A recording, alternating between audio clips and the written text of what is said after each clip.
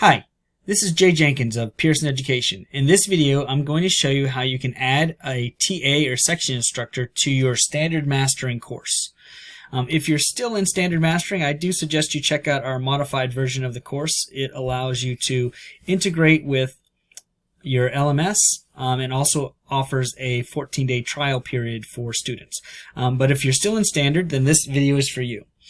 So from here, what you'll do is you'll go into the course that you're teaching in. So I'm just going to choose this course right here. Once inside the course, you'll go to your left side navigation bar and you'll scroll down until you find Course Settings. Click on the course settings, and inside of the course settings on the right side of the screen, you'll be able to scroll down until you see Manage Section Instructors. Click on Manage Section Instructors. If you're adding a TA or instructor, it doesn't matter which. All they need is a username, and once they send that username to you, you can add it into this field and click Add. So here I am adding the account.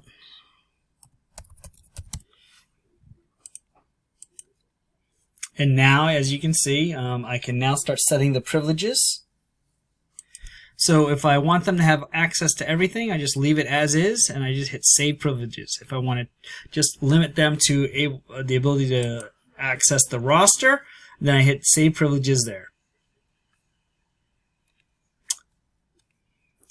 So once you're done, you just hit Save Privileges, hit OK, and now that person has been added to your account and they have access to the account and can start to either team teach or TA as needed. And you'll see underneath the Manage Section Instructors now, you'll see those folks who have been added as a section instructor or as a TA. I hope this is helpful, and I hope you have a great day. Take care.